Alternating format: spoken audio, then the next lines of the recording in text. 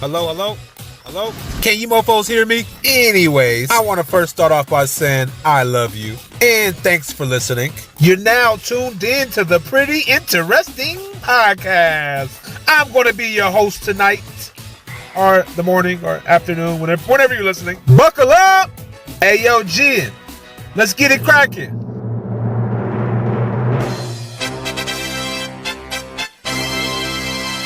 Five, 4, 3, 2, 1. Let's get it. I think it's time for some look it up. Look it up.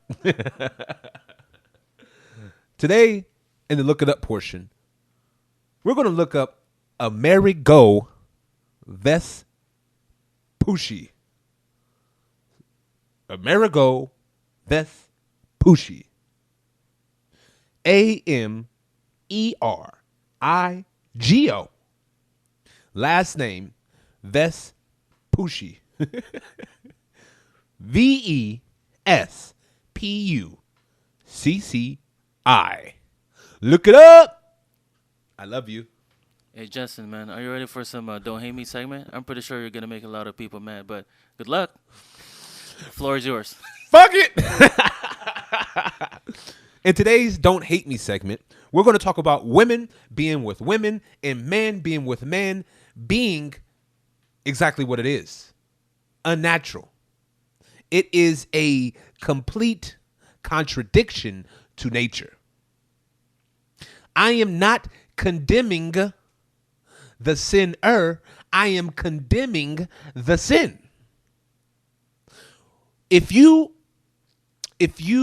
are disagreements with me, you clearly have a mental disability.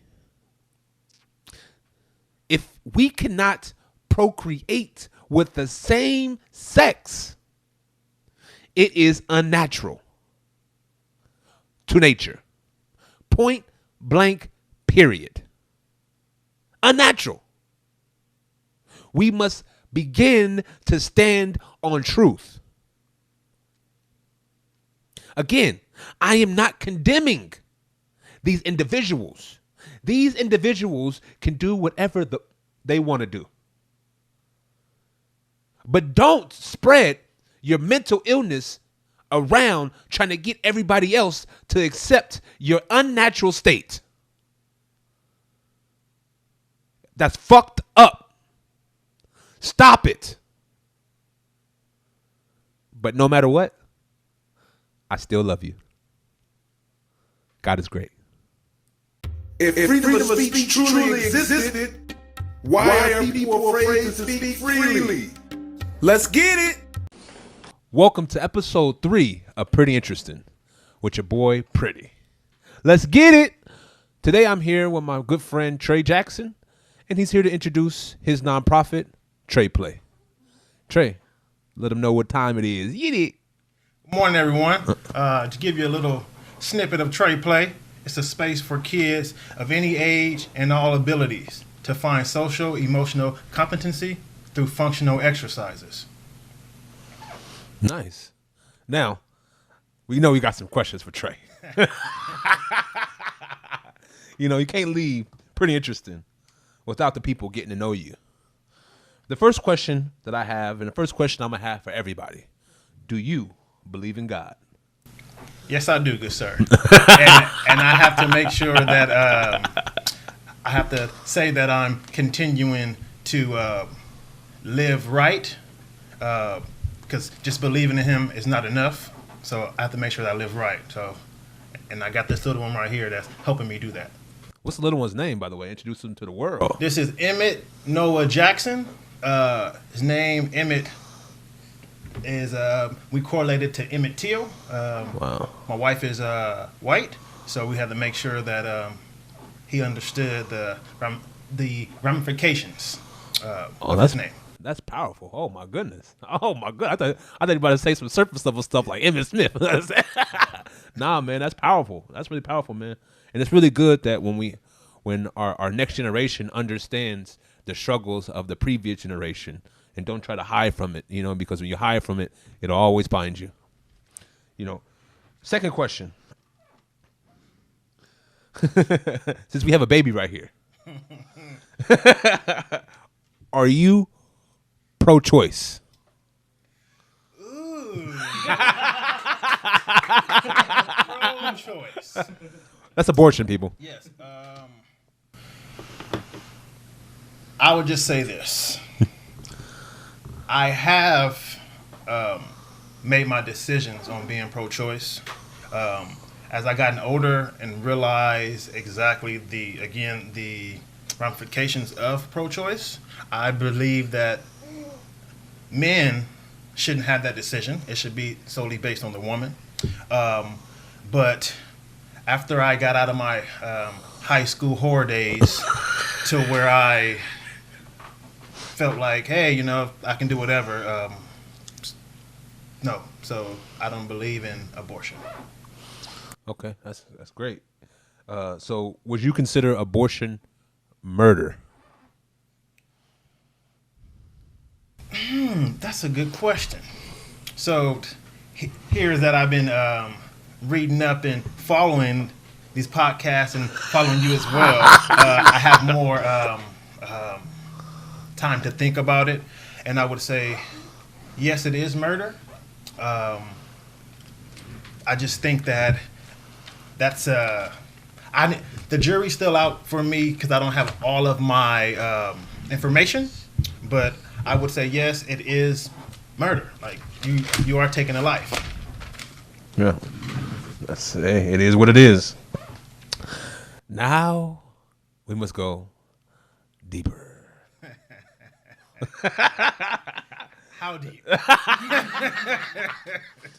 Do you agree that sin has been normalized? And those sins, again, people, because I want people to understand there are 7 deadly sins: pride, envy, gluttony, lust, anger, greed, and sloth. So I would say yes to that. That's one of the easiest questions for me to answer here. Yeah. Given that the society that we live in and the day-to-day things that we see, I know, number one, envy. We're taught to always want to be better than that next person. And through that, we begin to envy and hate and want what they have. And if you don't have that mentality, then people will push you over, and they will look at you as someone who they can take advantage of. But yeah, the world that we're living in right now is filled with sin, and we all sin. It's just I think the biggest thing is trying to figure out how can we get out of sin and surround ourselves around individuals that will allow us to be our best, instead of having those moments when we say, oh, okay, everyone else is doing it, let me do it. So just being mindful of who we are and staying true to who you are. Okay. What's the difference between feelings and reality? Today, you know, I'm not really going to go back and forth today because of the simple fact that this is about Tre-Play. This is about a place that individuals can send their children to get an experience of a lifetime with a great man. Yeah, he said great. You heard him. And, you know, so we're just trying to get to know him for the individuals out there who would like to maybe start something like him or go sponsor this man. Send in, donate, et cetera, et cetera, et cetera. And all the information will be below. But to continue this interview, I want to ask you, what's the difference between feelings and reality? Feelings and reality. Whew. Well, this is a deep one because with feelings, it's kind of, it gives it away. It's what you feel, it's what you go through, because it's about individual. So like I can feel right now, like this morning I was nervous, had a little anxiety because I wanted to make sure I got here on time. But that was just my personal feeling. My wife didn't feel that way. She was she was ready to go to work and do her thing. But I think the major difference or the major distinction for feelings is we kind of play on that ourselves. Like it's the movie that we play in our mind, and it's the truth that we tell ourselves. Because you can feel like someone doesn't respect you, and that may not be the case. You can feel like right now, I feel like my son is trying, to take everything in, but that's just what I perceive. It's like a perception per se. It's not the reality. And when I think about reality, it's much more of what am I doing day in and day out, waking up in the morning, making sure I brush my teeth. Like, you can't feel like you're brushing your teeth. Like, that's something that you have to do. Like, you can't just say, oh, I'm feeling like brushing my teeth today. Well, you have to step into that reality realm and actually do it. Yes. Or you're not going to be a nice person to be around because you're going to have that funky breath. So are you saying that feelings are essentially the non-action and reality is the action? So feelings is the thought, reality is the actions. Yes. Perfect. And if you think about it even deeper with feelings, it can change. And that is, for instance, if you're mad at your significant other, 5 minutes later, that can be gone. So you have to really take those feelings at just the way they are and not let them eat you up internally, because it's not going to last forever. Yes. And I feel like a lot of individuals, when they have feelings, a lot of times they let those feelings alter their reality. And that's when you have a very, very toxic situation in most situations. But thank you very much. We're going to go on a short break. Stay tuned. Pretty interesting. We'll be right back. Go get some merch. Go get it at bigpretty.world. Bigpretty.world. Go get your merch now. Yes, right now. Go get it. Bigpretty.world. Bigpretty.world. Welcome back to Pretty Interesting. You here with your boy, Pretty. And we're here also with Trey. Now, Trey, I want to ask you a few questions. The first question being, or actually, not necessarily a question. No, it is a question. Fuck. All right. What is your mission statement for Trey's Place? It is short and sweet. And at Tre-Play, we believe challenging behavior is a form of communication. And we welcome the chance to support students in their entire family unit. That's important to me because a lot of times the different behaviors that our kids exhibit, we may not like. We may think it's repulsive, but it's a way that they're communicating. And that is what Tre-Play stands on, is all the aggressive behavior, all the acting out, the off baseline. They're trying to tell us something. So open up those ears and really listen. Now, yesterday you told me a very, very interesting story, a pretty interesting story about the kid with the pencil. Can you explain that story and how you dealt with that situation? To refresh my memory, we're talking about the student that I used to work with. Yes. Shit. Sorry, guys. I have a 9-month-old, and he tends to make everything mush together. So let me get a little. You said he, if you know that when he gets angry and he has a pencil. Okay, yes. So thank you for refreshing my memory. So you gave me a little snippet, and I was going to piece it together. So pretty much it's something that I saw in the schools pretty often is when we're getting ready to go to the station and we're working with a student and we're giving them pencil and paper, and we see that this kid has no interest in working in math or English or whatever it is. But yet we still give the kid the pencil. We want him to work faster. He's not doing it. So then we use proximity. We get closer. And then the kid decides to pick up the pencil and hit us. It's like, Yeah, that's what he's going to do. He has showed you already that he's not into this math or to this work, and by us getting close, that's the stupid space. As you can see, is me and Big Pretty are sitting next to each other, and we have space. If I'm into Big Pretty space like this, and he happens to raise up that elbow and he hits me in my face, I shouldn't be in his personal space. So we have to learn, and I don't get mad when a kid does that. It's just the point, okay, he showed me. Shit, I need to get back. He doesn't like math, and he will hit me. So it's much more of just being, having emotional competency to understand that a kid is pissed off. So there's no need for you to crowd him thinking that's going to get him to do the work. Can you explain emotional competency? Can't even say the word competency. Emotional competency. So exactly right now, I have Emmett here. He's trying to grab all the papers and stuff like that. Previously, before I had any knowledge of working with kids and growing in the hood, I would have been angry and like, stop that. But having the emotional competency to understand that he is 8 months, there is paper in front of him. He's going to grab it.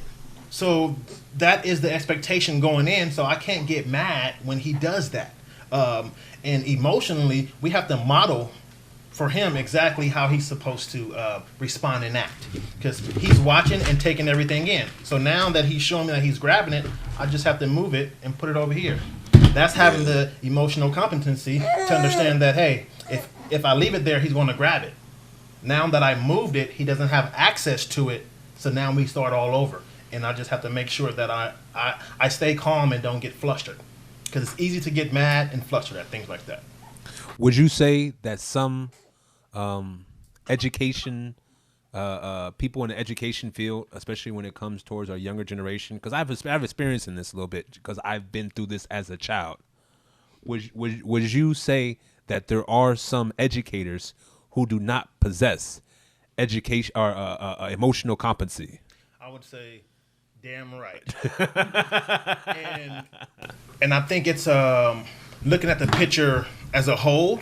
It's a lot to where I'm the boss. You're going to do what I say because I'm the teacher, and that doesn't work with students with that doesn't work with kids in general. You have to show them through your love and how you act that they're going to be able to listen and follow directions. A lot of people feel like it's their job and duty to make somebody do something, but that's the complete opposite. You have to earn that trust, no matter, how small or how big the kid is. It's just like anything. You have to, when you go into a room, you have to build that trust and get that buy-in. And emotional competency is very hard because a lot of times our kids are so smart and they're able to turn up and push our buttons. So when they push our buttons, the way that we respond is teaching them, oh, okay, if I yell at Mr. Trey and call him, a nigga, he's going to get mad. But then I have to be able to take my breath, and understand that, hey, it's not about me. And once I do that, then I can remove myself, and then I can respond better. But most people, it's hard to do that. And I would say what has helped me is having my background growing up in Los Angeles, South Central, and understanding that I have to go through a lot of shit in order to get to where I want to be. So that has helped me to kind of just brush it off, and it doesn't get to me.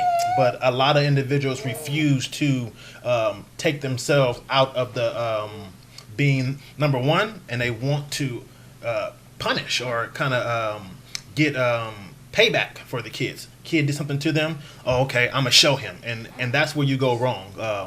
And we need a lot more of these trainings, like these diversity training for our teachers, because let's call it how it is. A lot of the teachers are white, and they are women. The majority of the field is women. I love my wife. She's a teacher as well, but sometimes it's the students get tired of that, and they need a change, and they just get fed up. So you have to be able to consciously understand that it's nothing personal against you. It's just much more of what they're going through and their setting conditions and their triggers. It's not about your class being boring. It could be, but that's not the sole cause. So just understanding how to remove yourself and really look at the big picture and think about the kid. Would you say that would take a removal of one's pride? Oh yes, you you have to be ready to get disrespected in a way that you would not allow someone to do, and it's mainly because these kids have these students have had the opportunity to kind of get very good at their skills, like from at home, from in the community. Like if they're in 6th grade, they had 6 years to get great at this. So you're not dealing with no voice. Like you're dealing with someone who has a lot of experience. So the kids are calculated in what they do. So you have to remove your pride. Yes, you do. You have to remove your pride in order to be successful in the school. But that's easier said than done because you have a lot of prideful individuals who make all the decisions for the schools. Now, to get specific on your organization or nonprofit, what is your targeted age group? Right now, I would say 5 years old until 17. We're equipped to deal with older students, but right now I know that we have to hit it young. We have to get them when they're still impressionable while we still can be able to manipulate the environment. Because once the kid gets older and they have learned that, you know what, I can do this or that, it's harder to change the environment, which will be harder to change them. So let it go. So it's much more of 5 to 17. Now,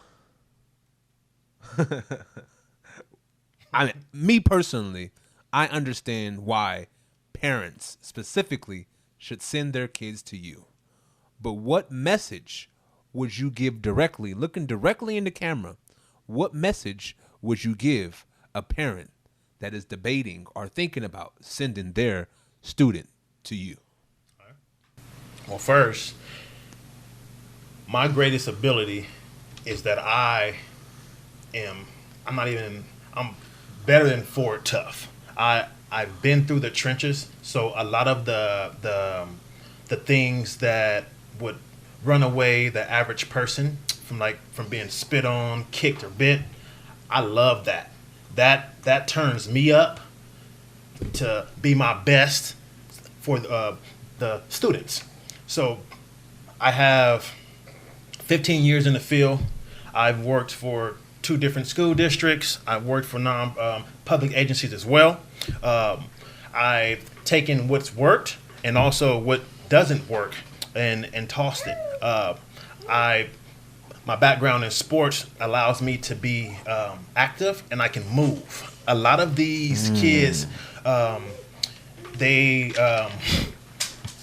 lot of people can't move. Like in our school systems, we have a lot of older people or people who don't want to put forth that energy. Me, I get very excited when I am being attacked or being targeted, because for me that's what has been my whole entire life. So that's what I thrive in. When the shit gets hot, I'm calm. Whereas a lot of people, oh my, we got to get him out of here. Not me. It's like, yes, I want him. Like I want that because they can match my energy. I have a lot of energy and I like to turn up. And by turning up, I mean, we run, we scream, we be loud, because we got to get all that negative energy out. If we allow it to stay in and kind of like, oh, not right here, then guess what? Johnny's going to go to the movie theater and he's going to fucking yell and scream and get kicked out. But with Tre-Play, we take Johnny to Communication Hill or to a park and we turn up some music and we let Johnny turn up. Because the thing is, he has to know, or she has to know, time and place for it. And it's not just when we feel it's okay for them. Like, they have to grow up and be their own individual. So Tre-Play allows kids, we take the behavior challenges and we turn them up, and we teach kids how to be socially, emotionally competent, because that's the biggest thing. It's how others perceive us. So Johnny can be good, but if everyone is looking at Johnny like he's a issue, then yes, Johnny's gonna start believing that. But if Johnny sees, oh, there's people like that and loud, it can get loud like me, then he understands that, hey, I'm okay, and he's tending to follow more directions and be more compliant. Wow. Again, guys, go, and we're going to put the information right below. But stay tuned. We have another segment, Pretty Interesting. We'll be back in a moment. Thank you for tuning in to the Pretty Interesting podcast. If you'd like to sponsor us, go send us an email over at prettyinterestingpod@gmail.com. Also, go search us on iTunes and YouTube. Just search Pretty Interesting. If you want to go to our Instagram us at Pretty Interesting Podcast.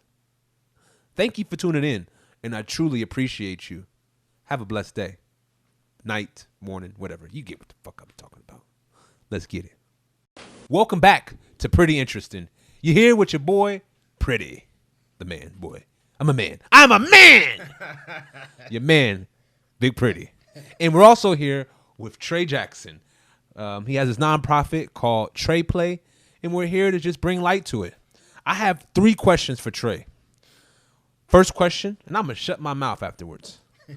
3 questions are, tell us about your education, the certifications that you possess, and also give us a story about your upbringing that created the man you are today in order to give back to the man and women of tomorrow. Thank you, Emmett, for that introduction as well. My education. So I graduated from San Jose State with my bachelor's in sociology with a concentration in criminology. Me too. Didn't do anything in that field. What ended up happening is I didn't have much of an internship. So like most college athletes, you don't go to the NFL, you're stuck trying to figure out what you're going to do. So I decided to work with kids. And this has been 15 years. It has allowed me to get to know myself better and become a better member of society. I just last year I got my master's in special education, moderate to severe. That was a big one for me because I've been in the field for a very long time, but like any field, if you don't have the degrees, you're not respected financially. They don't want to pay you. They want you to be their workhorse, their slave, their face, but not necessarily take care of you. What I've learned in my master's, it was something that I had to really buckle down and understand that this is going to be something that I was going to have to run with the entire of my life. But I enjoyed it. It was pretty easy to finish it. Because I've been in the field for so long. The certification that I have is I'm a QBS trainer, better known as safety care. Pretty much what I'm able to do is go around to different agencies and also school districts and train their staff in these de-escalation techniques. Wow. And I think that is where I found my niche, was when I'm because again in a crisis I can really stay calm.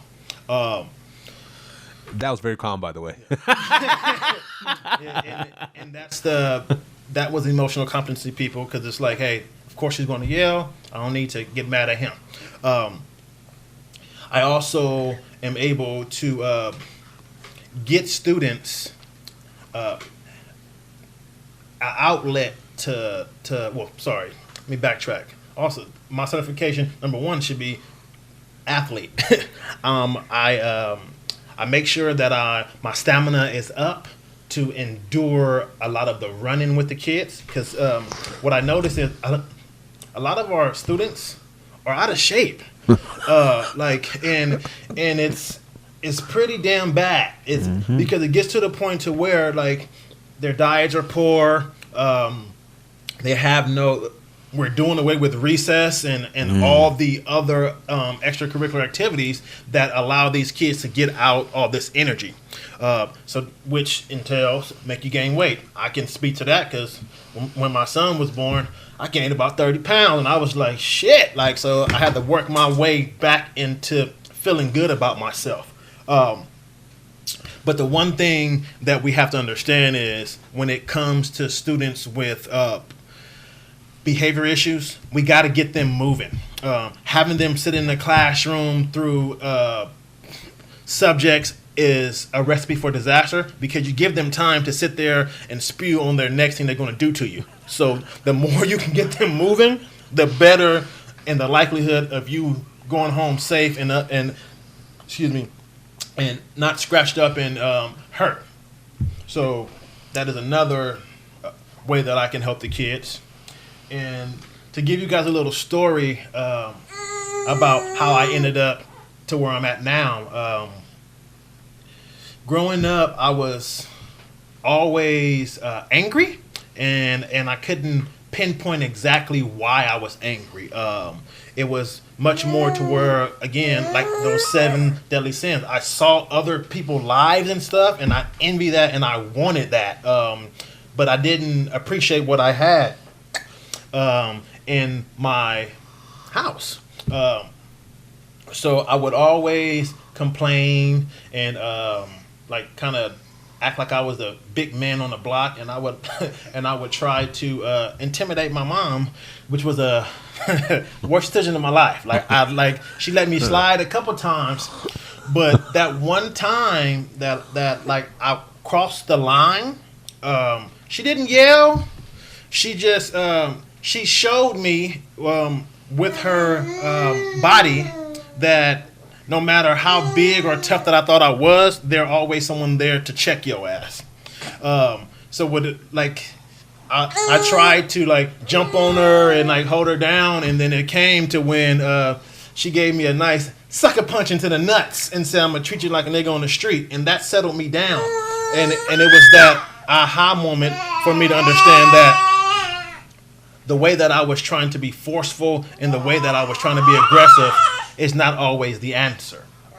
So then when I got into the field, I wanted to find some stability.